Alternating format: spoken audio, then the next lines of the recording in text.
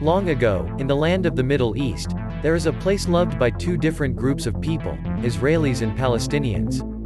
For a very long time, they have been in a big disagreement about who should live there because both believe it is their home. It's like two children arguing over the same toy, except this toy is a piece of land, and the arguing has lasted a very long time and has often been very sad and violent.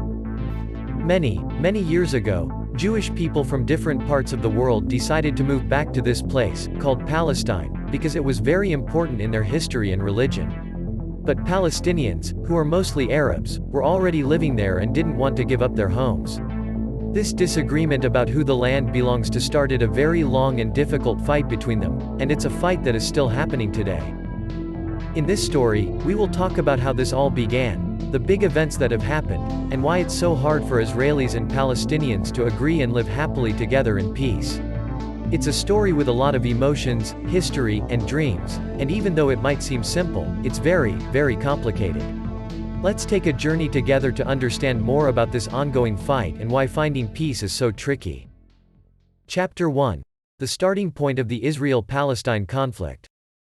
A long time ago, there was a man named Theodor Herzl from Austria, who was a journalist and also cared a lot about Jewish people. He thought that all Jewish people should have their own country where they can be safe and live happily together because in many places, they were treated poorly. He thought this place should be Palestine, which is in the Middle East, because it had special history for Jewish people. In the year 1917, during a big war called World War I, the United Kingdom, which was a very powerful country, promised they would help create a home for Jewish people in Palestine. After the war ended, the United Kingdom was in charge of Palestine, so they could help make this promise come true. Many Jewish people moved to Palestine and started buying land there to live on. But remember, Palestinian people were already living there. They had their own homes, farms, and lives in that land. So, imagine if you lived in a house for a very long time, and then someone comes and says you have to share it with others or even move out. You might not like that, right? That's how the Palestinians felt. And the Jewish people also felt strong because they thought this land was very special and important for them. This is where the story becomes very sad and complicated because now two groups of people both wanted the same land, and they did not want to share it in the same way. Many arguments and fights started happening and lasted for many years. In the next part of the video, we will explore how these conflicts escalated and began to have a global impact. It's a story with various perspectives and emotions, and it's important to try to understand all of them. Remember, the story is not black and white, and both sides have feelings and reasons for what they believe. Understanding this can help us think about ways to find peace in the future. Chapter 2. Escalations and a divide. The problem in Palestine kept growing, especially when a very bad man named Adolf Hitler came to power in Germany. He hurt a lot of Jewish people, so many of them left Europe and went to live in Palestine to be safe. But as more and more Jewish people came to Palestine, the Palestinians got more and more upset. In the year 1936, they said, "Enough," and started fighting against the British rulers and the Jewish people moving in. There was a lot of anger, and the fighting went on for 3 years. Even after it stopped, people were still not happy. The British rulers, who were in charge of Palestine, didn't know how to make things calm again, so they asked the United Nations for help in 1947. The United Nations had an idea. They would split the land into two parts. One part would be for Jewish people and the other part for Palestinians. But this was very hard to do because people lived all mixed together, and both groups of people loved the whole land. Here's where things get even more difficult.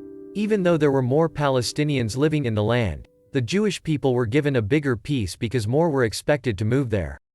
The Jewish people said, "Okay," to this plan, but the Palestinians did not. They thought it was not fair, and they didn't want to give up any of the land.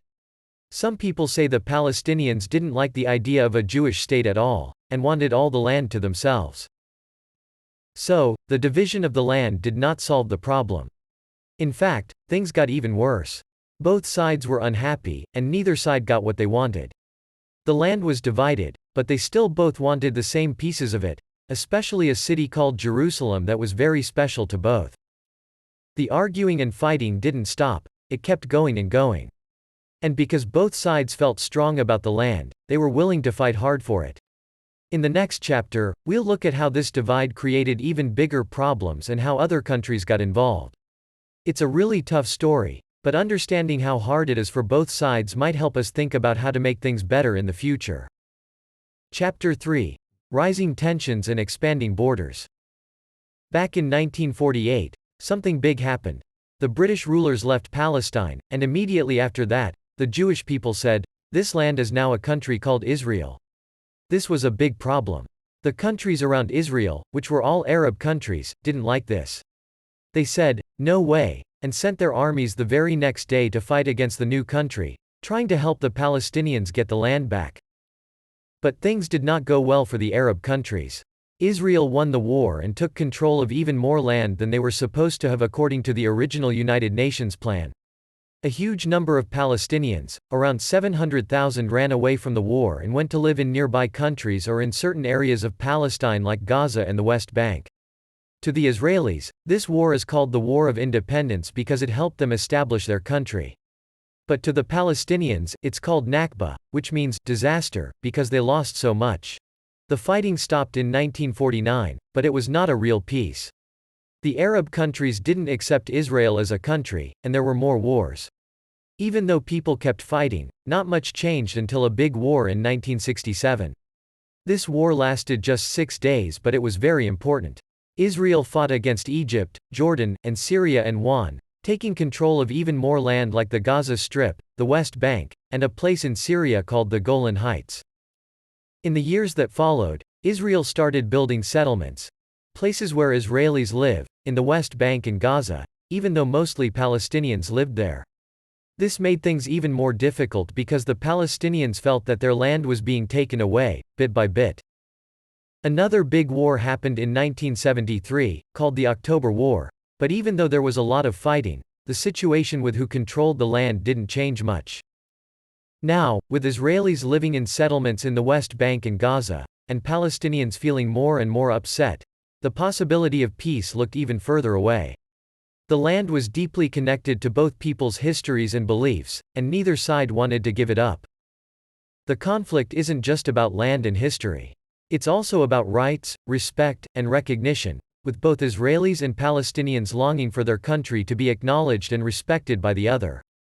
In the next chapter, we will explore more recent times and the continuing challenges both groups face. In the late 1960s, anger sparked among Palestinians because Israel started building Jewish settlements in the occupied territories. Many of these settlements sprung up on the West Bank. Often, very religious settlers, believing that the West Bank is rightfully Israel's land according to the Bible, lived there. In reaction to this, there were frequent disruptions and fights, and Palestinians carried out attacks on Israeli targets and citizens. Finding a solution wasn't easy. Negotiations often failed. Palestinian nationalism, which had begun during British rule, was further stirred up after the 1948 war. Palestinians wanted their own state too. So, in 1964, various Palestinian military and political groups joined together to form the Palestine Liberation Organization. Chapter 4. The Oslo Accords. Originally, the Palestine Liberation Organization aimed to liberate all of Palestine. Israel saw them as a terrorist organization, and did not want to talk.